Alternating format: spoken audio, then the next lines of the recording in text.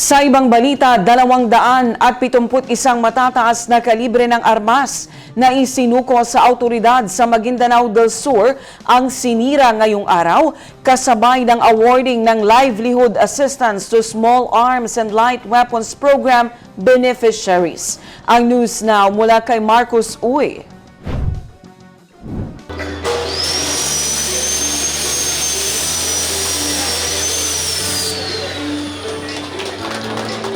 Sinira upang hindi na mapakinabangan pa ang 271 matataas na kalibre ng armas na isinuko sa autoridad sa Maguindanao del Sur.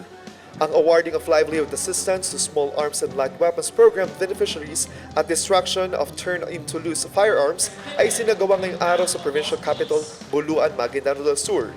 Kabilang sa mga sinirang armas ang 50 caliber machine gun at 57RR. Ang programa ay dinaluhan at pinangunahan ni Major General Jose Vladimir Cagara, 6ID at Joint Task Force Central Commander Brigadier General Edgar Cato, Commander of 601st Infantry Brigade, Congressman Ismael Magundadato, Maguindanao del Sur Mayor Nath Mintimbang, LMP President, Maguindanao del Sur Governor Dato Ali Mintimbang, kasama rin ang mga barangay officials, local chiefs executives, PNP, media at iba pang sektor.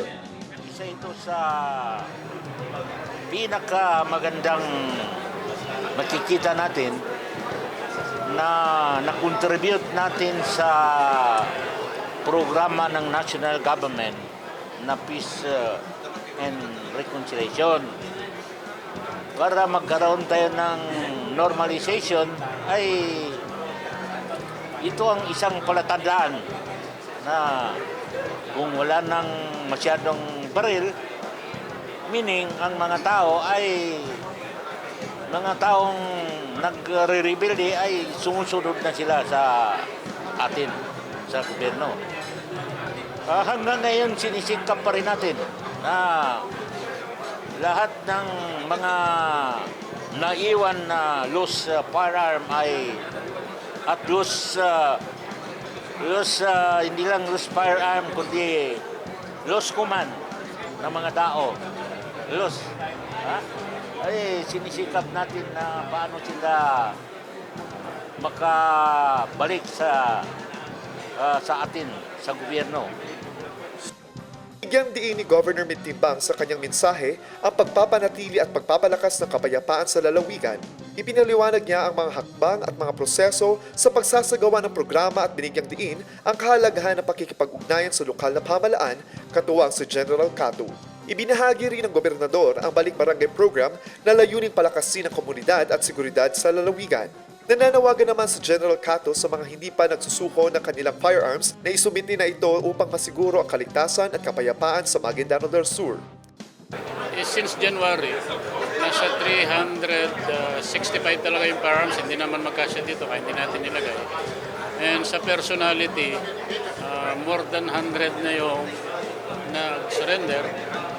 And yung iba talaga nandun sa order of battle. Kumbaga, yun talaga yung hinahanap natin.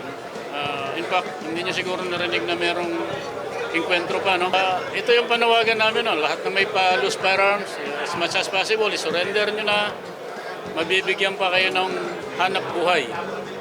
Kaysa naman dumating yung panahon na tatapusin ng gobyerno yung pakikiusap sa inyo dahil siguro matigas ang ulo nyo.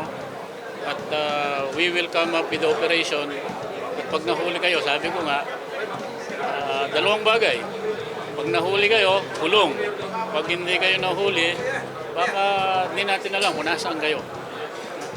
Mahirap banggitin.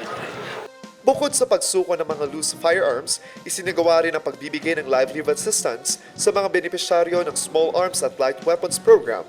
Layunin ng programa na magbigay ng alternatibong kabuhayan sa mga sumukong individual at masiguro ang mas maayos at mapayapang pamumuhay. Marcus Uy, iMinds Philippines.